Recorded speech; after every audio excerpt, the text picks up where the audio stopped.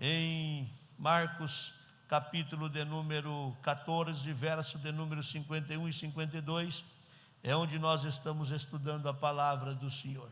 Lembrando aos queridos irmãos de que no próximo dia 23, um domingo à noite, a nossa orquestra irá comemorar 58 anos. 58 anos, é um culto de domingo, porém nós iremos celebrar o Senhor pelos 58 anos da nossa orquestra Louvor Divinal. Vai ser uma noite de festa e todos estão convidados para estar aqui.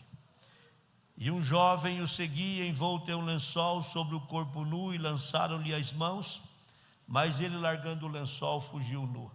Nós estamos estudando já várias terças-feiras este assunto, e já falamos aos irmãos o que levou esse moço a estar no meio da rua, qual era a razão, o motivo pelo qual ele estava no meio da rua, vestido com apenas um lençol. Vale lembrar que nesse tempo as pessoas não usavam as roupas que a gente usa hoje. Então, de fato, eles tinham um tecido enrolado no corpo, mas diferenciava até pelas cores também dos seus tecidos. Mas esse moço, a Bíblia define que o que ele estava usando era um lençol, ou seja, ele estava deitado. Quando ele ouviu o barulho, ouviu o movimento, ele resolveu sair correndo, catou um lençol, enrolou no corpo e saiu. Nós estamos estudando isso. O que levou esse moço a estar na rua nesse horário? Nós também já estudamos juntos de que esse episódio acontece numa noite de quinta-feira, da madrugada de quinta para sexta-feira. Jesus está em uma semana muito angustiante. No domingo ele tem a entrada triunfal em Jerusalém. Segunda, ele purifica o templo. Terça, ele tem a sua autoridade desafiada, nós já passamos por isso. Na quarta-feira ele passa o dia em Betânia, e na quinta-feira ele celebra a última ceia. E a partir daí a Bíblia traz uma expressão: e tendo cantado o hino, eles subiram para o Monte das Oliveiras. E ao saírem dali, ele vai encarar o momento de dor, o momento de crueldade, é quando ele é traído e quando ele é preso.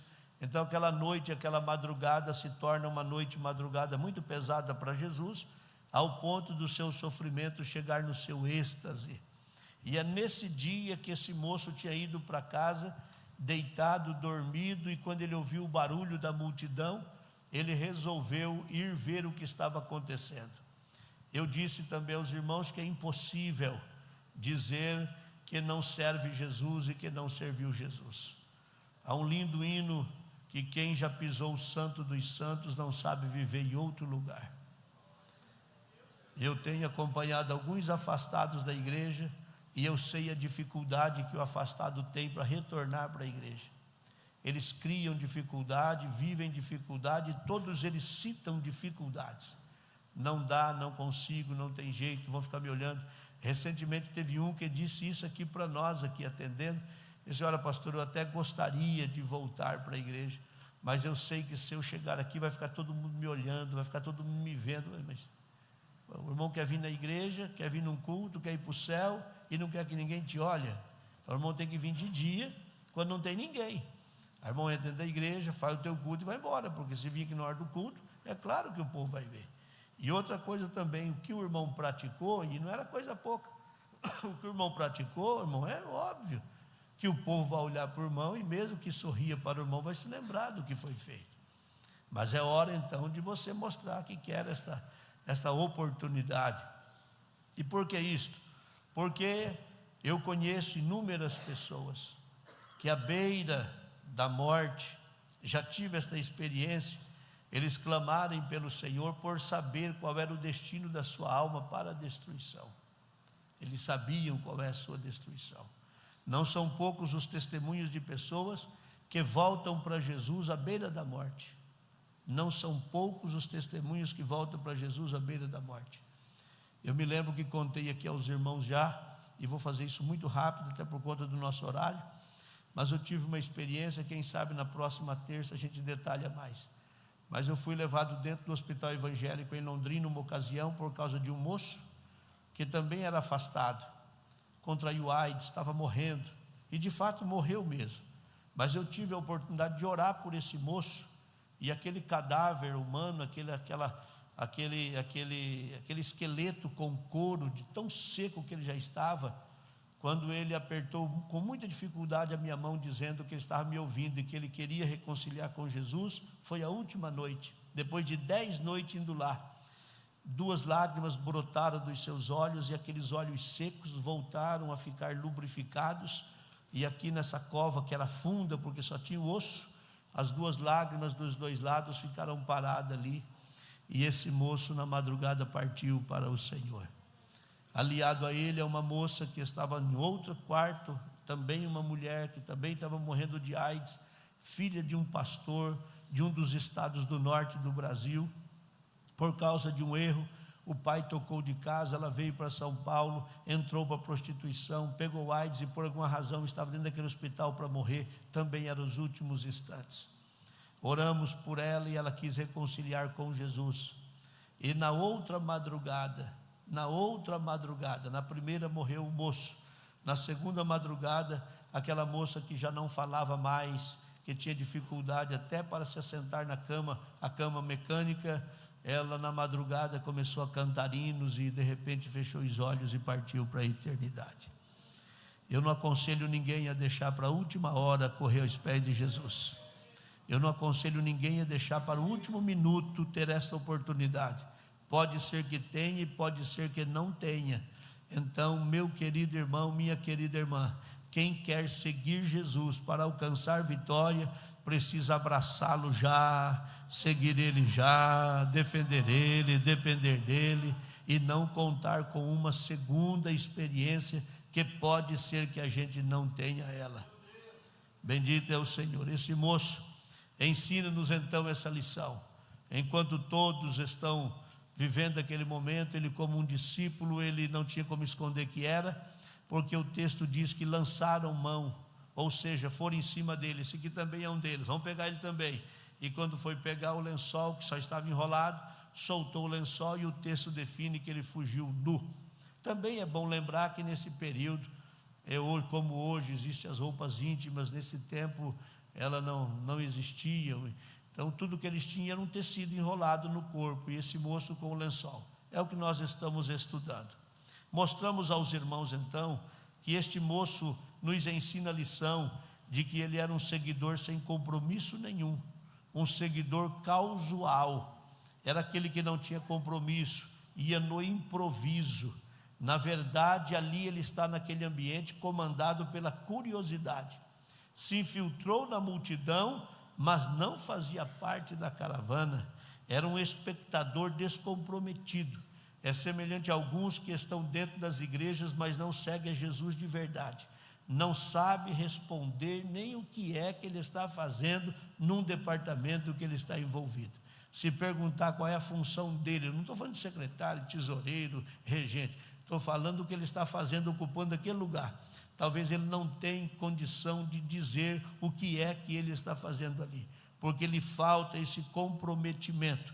Esse moço, ao vestir-se de um lençol, ele mostra e ensina a lição de alguém sem compromisso. Segundo, nós passamos por isso, é um moço que ensina a lição daqueles que vivem superficialmente. O lençol era a única cobertura que ele tinha, por baixo estava um corpo nu, ou seja, era uma roupa arranjada, uma proteção superficial, ou seja, nada mais do que aparência. Parecia que era, mas quando tirou a roupa, tudo que apareceu foi a sua nudez. Nada protegia as suas vergonhas, era como se aquilo fosse uma casca, uma carapuça, uma máscara que ele vestia. E isso é um perigo muito grande, a gente querer caminhar com Jesus e viver de aparência. Primeiro, que o diabo não brinca de ser diabo.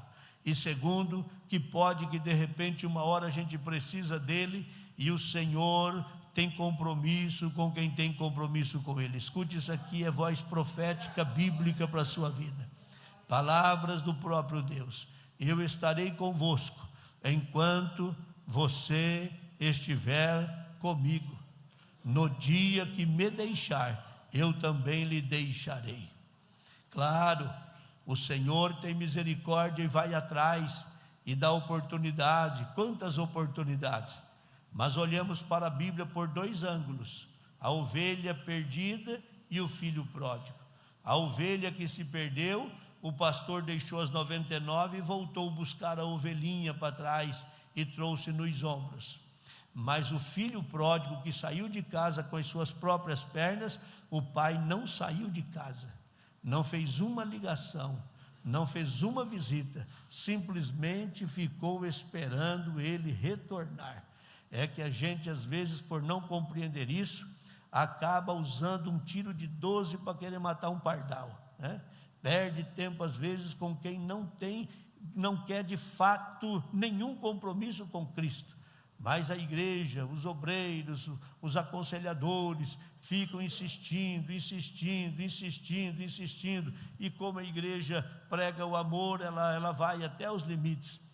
Mas o filho pródigo que sai com a própria perna, irmão, o pai não foi buscar ele teve que voltar, saiu correndo, voltou se arrastando, mas teve que voltar. Só que quando voltou, encontrou um pai com um sorriso nos lábios e o braço aberto para receber.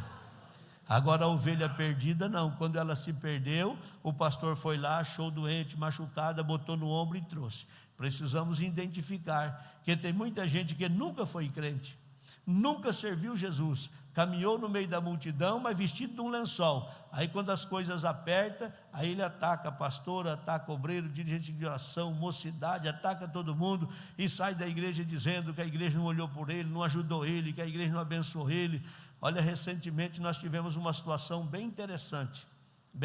Eu não perco tempo com essas coisas, mas acabei tomando conhecimento, lendo em loco.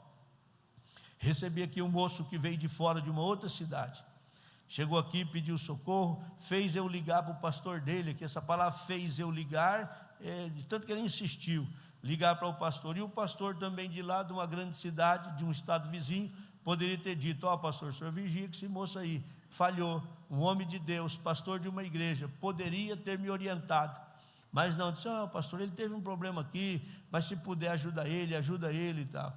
E ele vem com uma moça, veio aqui no culto, foi apresentado.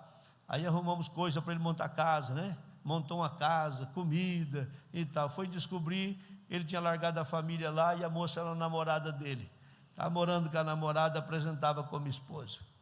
Passados uns dias, já não veio na igreja mais. Encontrava ele na rua e daí, não, trabalho. Recentemente eu encontrei ele num local aqui na cidade,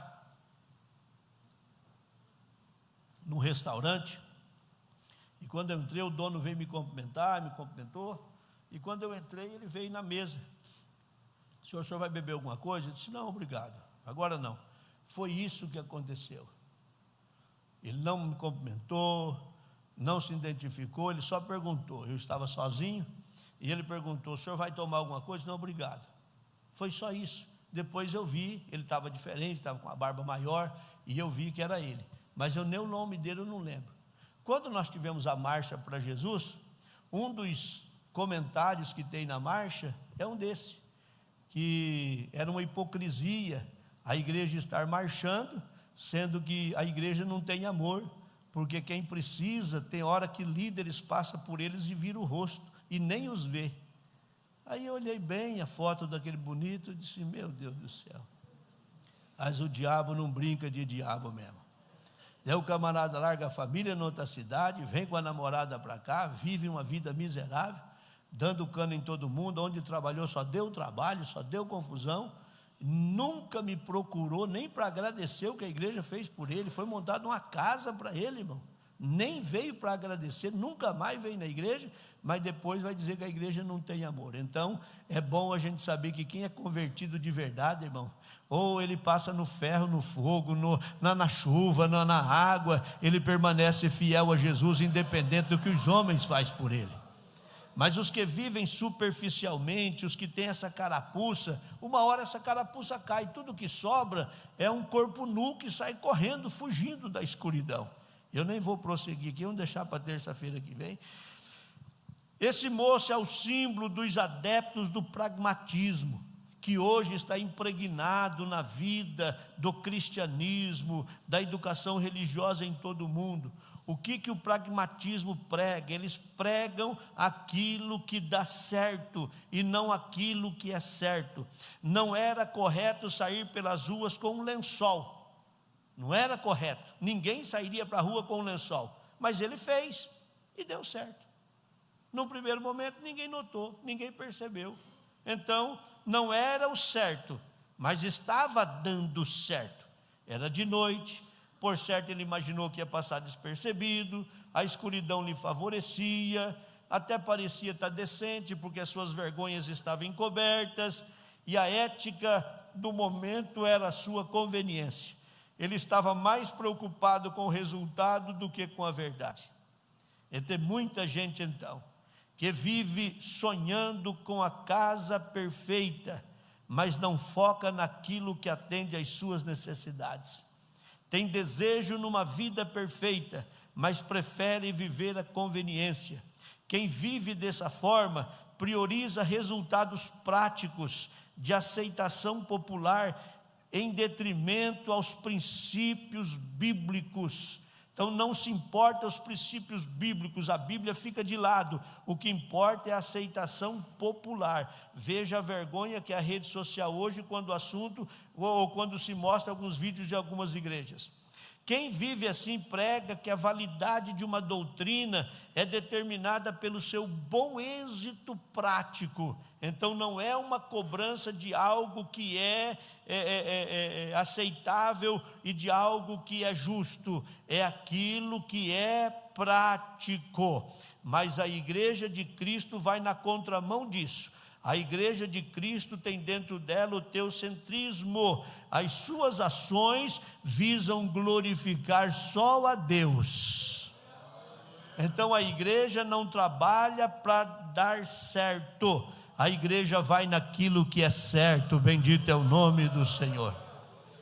Quem vive na contramão examina os objetivos, analisa minuciosamente os seus objetivos, se estão em conformidade com os princípios bíblicos. E olha, nesse tempo é a hora da gente analisar isso. Tem hora que a gente vê umas loucuras, uns movimentos, né? Um negócio maluco na rede social. Você não precisa repassar esses vídeos e nem também desviar porque vê isso. Mas dê uma olhada e vê se isso tem princípio bíblico para isso. Não precisa exagero, ninguém precisa subir na parede do templo para dizer que está cheio da glória de Deus. Basta uma lágrima derramada, uma mão levantada, línguas estranhas que brotam do coração, já é a certeza de que Deus está manifestando no meio de nós. Quem vai na contramão do pragmatismo prioriza a palavra. A Bíblia sempre é a fonte principal. Eu vou repetir isso: prioriza a palavra. A Bíblia sempre será a fonte principal. Quem vai na contramão do pragmatismo discerne, não aceita qualquer ideologia. É lei agora, mas a Bíblia contraria, a gente vai ficar com a Bíblia. Mas agora tornou-se oficial, mas vai contra a Bíblia, a gente vai permanecer com a Bíblia. Qualquer lei humana, de qualquer nação, de qualquer estado, de qualquer cidade, que contrariar este livro, nós seremos terminantemente contra, porque a nossa base é a Bíblia, a nossa base é a Bíblia, a nossa base é a Bíblia. Bendito é o Senhor. Quem vai na contramão do pragmatismo evita comprometer o Evangelho. Ele vive uma vida íntegra. Então o que fazer quando aparece tudo isso? É a gente ir para a Bíblia. É a gente ir para a Bíblia. Se confronta a Bíblia, não é o que a gente quer. Se contraria a Bíblia, não é o que a gente pensa, não é o que a gente serve. Nós cremos na Bíblia, servimos a Deus pela Bíblia, obedecemos a Bíblia, analisamos a Bíblia, estudamos a Bíblia. Até acredito que a gente tem algumas divergências teológicas, talvez de interpretações, e acredito que no meio de uma multidão possa ser isso muito natural, mas que as principais doutrinas bíblicas não nos façam degladiar-se entre nós. Nós ainda temos a Bíblia como a nossa base de sustentação de fé. Oh, bendito é o Senhor.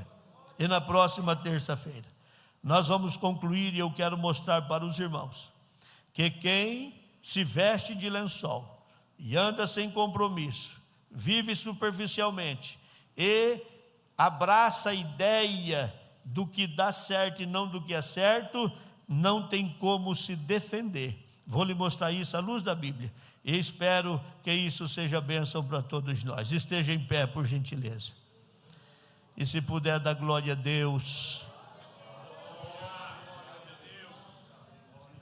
Bendito é o Senhor.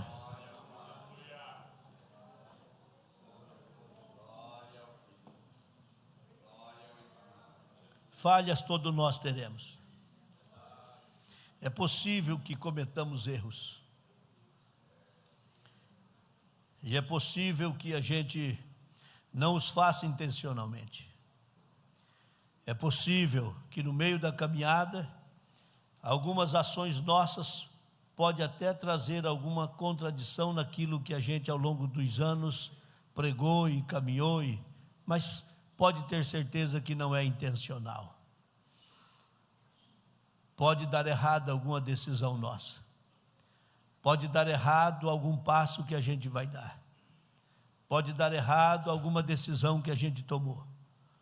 Pode dar errado algum projeto que a gente instituiu. Mas isso não impede a gente de voltar de volta aos trilhos. Oh, bendito é o Senhor.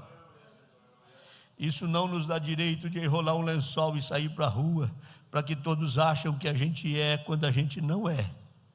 Oh, aleluia. É por isso que o céu é lindo e a Bíblia é perfeita. Quando a Bíblia fala de galardão, se fosse depender dos homens, já imaginou como que seria? Como que seriam os galardões? Mas quando a Bíblia fala de galardão, ela é muito justa.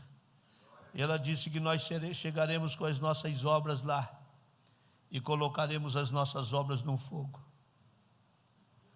E o que sair do lado de lá é o resultado do galardão.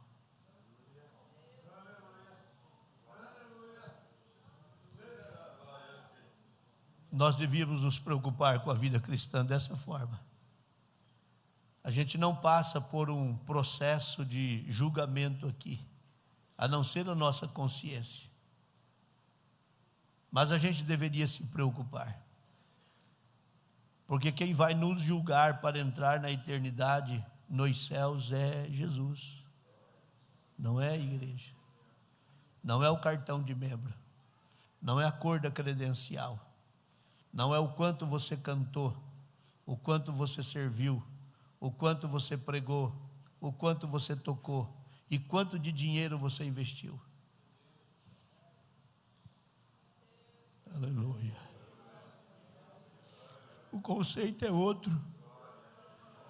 É a sua vida com Deus. Ouvimos aqui na abertura do culto, Jesus está voltando. Jesus está voltando. Pode que a gente nem chegue em casa hoje e o arrebatamento aconteça. Oh, bendito é o Senhor. Então não é a marca da nossa roupa, o carro que está estacionado aí fora, é o teu coração. Feche os seus olhos e consulte agora o seu interior. Se o teu interior está em condição, experimente dar um glória a Deus. Se o teu interior está em condição, experimente misturar com aleluia. Se o teu interior está em condição e houver ainda línguas estranhas, é a noite para falar. Se você está em condição e o seu coração te dá essa possibilidade, se você opera pelos dons espirituais, deixa Deus te usar esta noite aqui. Deixa manifestar a glória de Deus na tua vida, a presença dele na tua vida. Não cesse de adorá-lo, porque não é simplesmente dizendo que a gente tem, é ele olhando e dizendo: eu recebo, eu aceito a sua adoração, o seu louvor, a sua glorificação. Eu aceito, eu recebo, eu aceito, eu recebo, eu aceito, eu recebo. Querido Deus e maravilhoso Pai que estás nos céus, Em nome de Jesus, teu Filho, e para a glória do teu nome, eu mais uma vez me revisto da autoridade que o Senhor me dá e me coloco perante ti esta noite como servo, como filho, como alguém que precisa do Senhor. Rogo misericórdia, Pai, rogo misericórdia, se não for a sua misericórdia a cada manhã, nós teremos a nossa vida destruída num instante. Mas o Senhor, antes que a gente abra os olhos, já destinou misericórdia para o nosso dia, para nos preservar, para nos guardar, para nos orientar, nos dirigir. E eu quero clamar agora por esse povo que está presente aqui. Querido Pai, sustenta cada um de nós em tuas mãos, não deixe que nenhum desses se perca pelo meio do caminho, mas sustenta com a tua forte e potente mão. Se houver necessidade de um conserto hoje aqui, que esse conserto aconteça. Se houver necessidade de misericórdia, que a misericórdia aconteça, porque o que a gente quer é estar em condição de ir ao teu encontro. Urabacai te queima, Darabagay, Ramadagaba Sirian, Darabacanturian, Darabacarabagay. Querido Senhor, que a tua misericórdia alcance aqueles que te temem, que a tua misericórdia alcance aqueles que te temem, e que o Senhor nos mantenha de pé, nos ajude a permanecer de pé, nos fortaleça a permanecer de pé, nos ajude a ser íntegros, nos ajude a ser irrepreensíveis, nos ajude a ter uma vida voltada para o temor do Senhor. Eu sinto a tua glória esta noite aqui, eu sinto graça esta noite aqui. Urabacai, teribiando, urabachadarabagai. Querido Deus, olha com olhar de misericórdia para com cada um dos teus filhos. É a oração que faço em nome de Jesus e para a glória do Senhor. Urabacama, surabagai. Riande que matura bacama suribianda rabagai. Riasi que biantura bachai. Ele me comandou que antura bacá, siria, tura bachanda rabagai. Ó doce Espírito Santo. Turabacama surianda rabagai. Eu quero desejar um bom retorno à sua casa, um sono maravilhoso, um sono feliz e reparador. Tenha o sono dos justos. E não se esqueça de que Deus pode convocá-lo nesta madrugada para se aproximar dele. Pode que Deus te desperte para que você se levante. Se isso acontecer, se lembre do que eu estou dizendo. É Deus te chamando para um particular. Vá. Se renda, se encha do Espírito Santo, se renda a Ele, se coloque aos pés dEle, viva de maneira em que Ele se agrade da sua adoração. E ao encerrar esse culto, nós dizemos que o grande amor do Deus Pai, a graça de Jesus, seu Filho, nosso eterno Salvador, a comunhão e as consolações do Senhor Espírito Santo esteja com todo o povo hoje e sempre.